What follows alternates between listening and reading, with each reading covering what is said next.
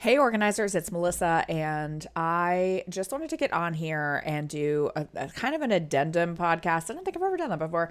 I have been getting so many emails and messages on social media and other things since I put down the scam episode. I'll just call it the scam episode of Please Don't Be Scammed in Your Organizing Business. I wanted to do a quick follow-up because there are some things that I didn't put in the original podcast that people are bringing up as an issue.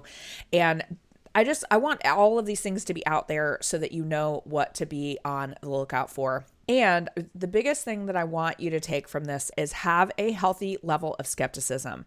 I really do understand that when you get an email and it has a pitch of some kind, you are like, oh my gosh, this is so exciting. And it's not to say someone actually came to someone on Instagram said something that I thought was interesting, which is they are so skeptical that they're concerned that they have turned things down that are legit. And by the way, that can happen too. So I want you to have what I call a healthy level of skepticism.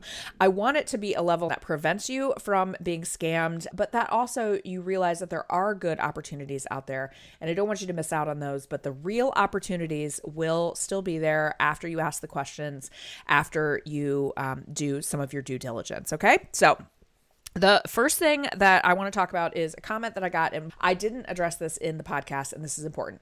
So someone responded, I got scammed so badly that I may need to change my company name because I won't own my citations if I ever quit using this company.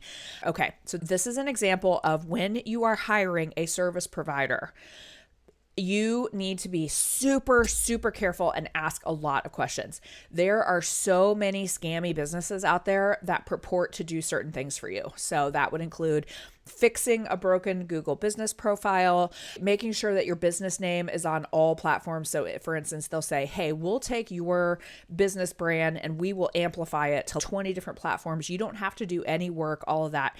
The scam is on this one, they then essentially own your business properties. This is something that I have dealt with, not even with organizers, but I do marketing for some other non-organizing businesses.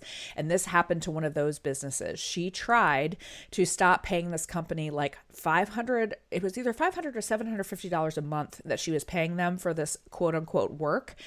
And then they said, sure, you can stop paying us, but then we are going to remove your business entirely from the internet, basically. Like they were going to wipe her internet out, of her business out on the internet. And I'm not going to go into details because it would be too boring, but there are services out there that they will essentially hold your business hostage. SEO in particular, there are billions of SEO providers out there. In general, you guys, I will be happy to teach you what you need to know about SEO for professional organizing businesses. You do not need to hire an expensive SEO person in general for your organizing business. There are very few instances in which an expensive SEO service is needed for the kind of businesses that we run. So SEO services, any sort of website services. Here's another thing about website services you have to be very careful of. If you are going to hire someone to do your website, there was a situation that I knew of years ago when I first started being a coach for organizers. There was a woman who had a company make her website for her, and they charged her $100 for anything. If it took them 1 minute to change it, it cost her $100. Like she literally asked them to put a period at the end of a sentence, and it cost her $100. And they basically owned her website. She did not own her own website. There are just so many things out there you have to be careful of. So any of these business services, please be exceptionally careful. Anyone that reaches out to you, suggesting to you that they can fix something for you, anyone that says that they are a company that, for instance, works with Google Ads, basically people who are reaching out to you versus you reaching out to find them, I am immediately skeptical of. Okay. The other thing that's going to happen to you, and I don't care if you're brand new in your business or if you've been in business a long time like I have, you are going to get emails that come into your contact page of your website. So if you're anything like me, I said in the last episode, I always get excited when I think that there is a new inquiry for my services. And I'm like, ooh, a potential new client. And often that comes through the contact page on my website. You are going to get a lot of emails that come from the contact page of your website. And the people will fill it out and it will be like, a joke, right? They'll fill it out properly, but it will not be remotely about organizing services. They're trying to sell you SEO services. They're trying to sell you website services. They're trying to sell you all sorts of things. They're just trolling the internet looking for people who are vulnerable. In general, if someone reaches out to pitch you a service that you are not looking for, please be very skeptical of that. Anything in the space, especially of SEO, website building, Google business profile, anything like that, please be immensely careful. The other thing about these services, I want as much as possible for you to be connected with people who are service providers for these things that are A, legitimate, B, I know they're not going to steal your money, and C, they know professional organizing. If someone is reaching out to you out of the blue, they're not people who know about professional organizing. So I want you to work with people who are attuned to our service and what we do for people. Here's the other thing that I want to say about these people that are going to reach out to you on your contact form. They're going to try to scare you and say that there's something wrong with your website. They're going to tell you you have broken links and you can check those by clicking this. Please don't click that link. They are going to tell you that your SEO is not working properly. They're going to tell you that you're missing out on clients. They're going to tell you something that is going to make you question what you have going on in your digital properties. I want you to just resist those urges. Oh, the other thing that they're going to do is they're going to say, hey, can I send you a no obligation video about your website, or can I send you a no obligation look at your website, please?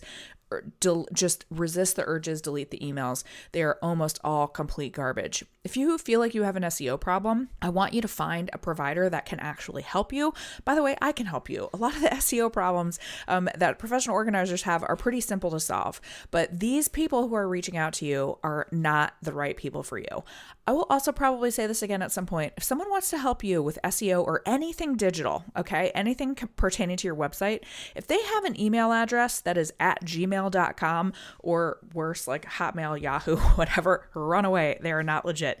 Any legitimate SEO company is going to have a proper email address, which is like hello@nameoftheircompany.com. All right. That is just always 100% my biggest red flag is when I get these things, which I get them all the time. And it's like some jumbled email address at gmail.com. It's total crap, you guys. Delete it. Move on. Okay, so this next one, I'm just going to put this as the category of partnership pitches. This is a message that I got. I had a meeting for what I thought would be an opportunity to join a podcast network this year. I was so excited. Nope, just a really expensive pitch to have an ad on their network.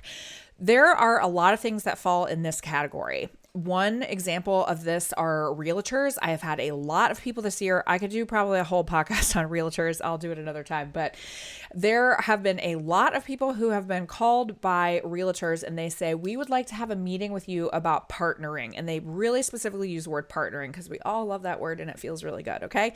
And then what you find out the partnership is, you think like, oh, maybe it'll be that we're partnering on using our services for clients or something. And what the quote partnership is you buy and pay usually 4 figures to be a preferred vendor in their directory. And they give you a song and dance about you'll be featured on our website and you'll be featured in this, you'll be featured in that. Guys, run away.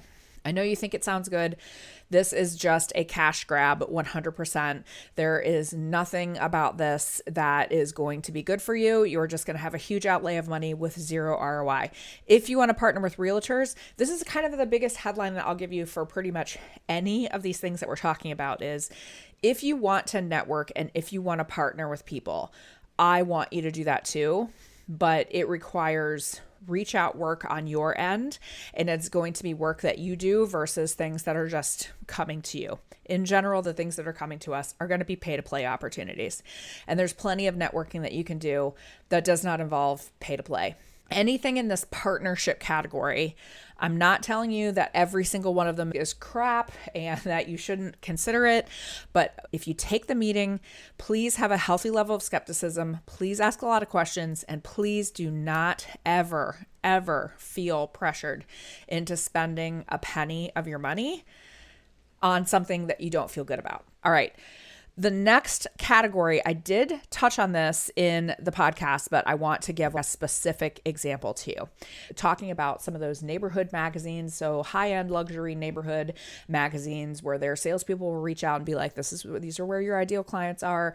And they are neighborhoods that you're like, man, I would love to get into that neighborhood, right? This is one of the comments that I got. I spent $13,000 in 3 years for 0 clients. I thought that it was going to be the key to my success in the affluent neighborhoods that I loved working in.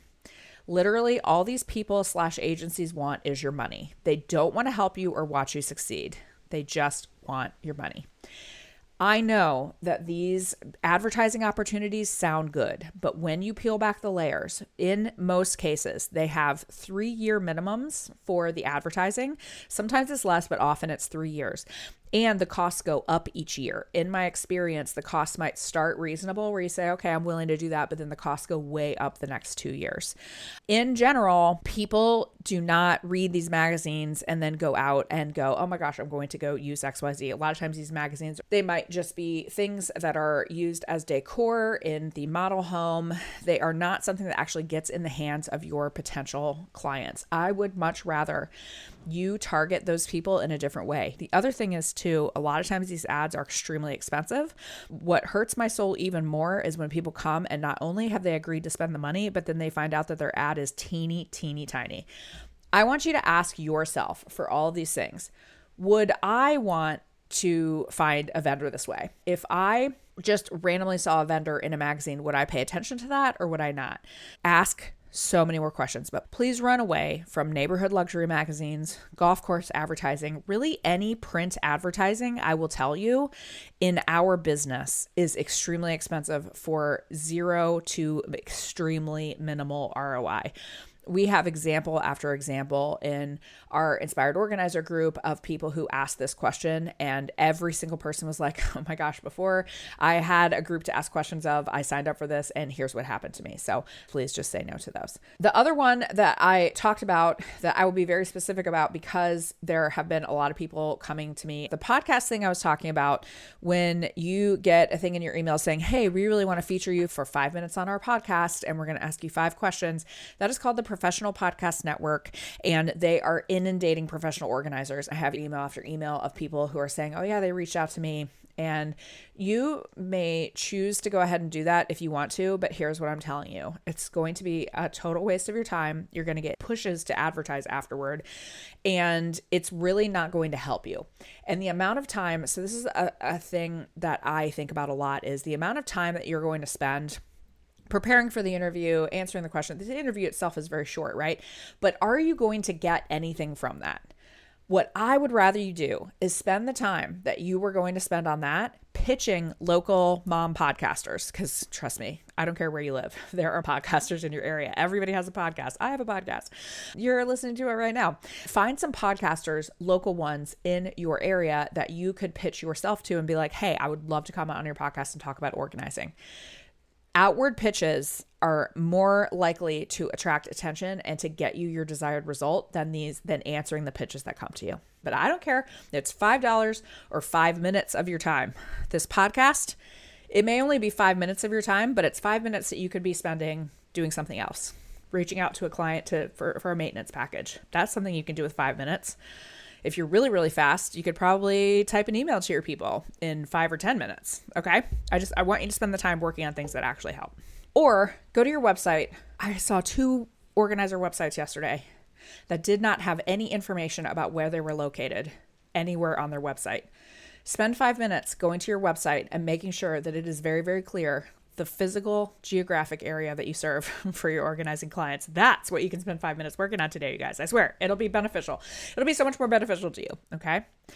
The other thing that I touched on very briefly in the podcast, but I want to touch on it a little bit more here, is a lot of the times you can tell that something is totally not legit by the amount of pressure you are getting to sign up for it. Okay. That just shows you that all their goal is to sign you up for the XYZ thing.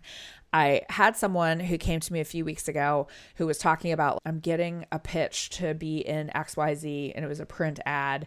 And she goes, oh, it started out as really expensive, but as the days gone on, like he's brought the cost down a lot and it's pretty reasonable now. And I'm like, that's red flag number 1, because if the cost keeps going down, then it's really not that valuable of a thing. He's literally just trying to sell any sort of ad space he can.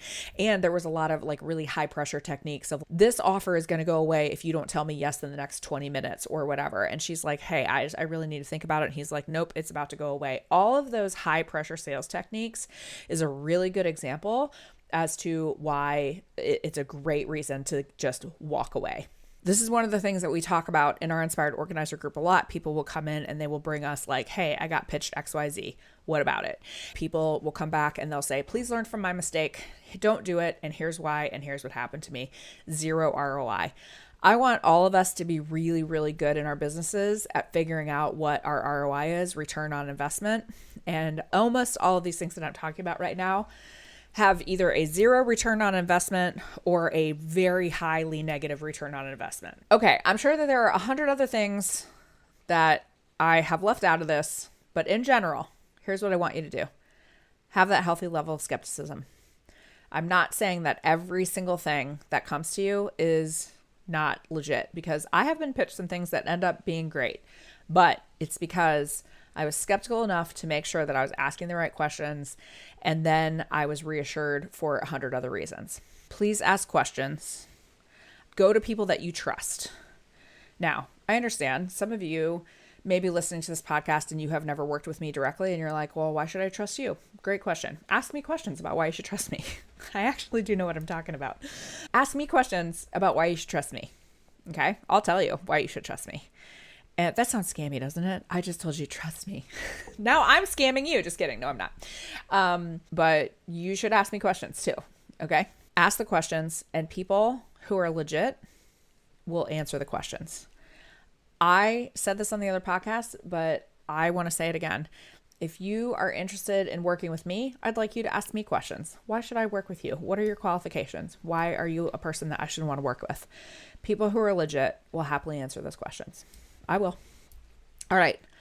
I am going to have just a real moment with you guys. It's Friday. I was awake most of the night, so my voice probably doesn't sound great. Not feeling spectacular today. That's actually a combination of spectacular and bad, isn't it? Feeling spectacularly bad? I don't know. Spectacular.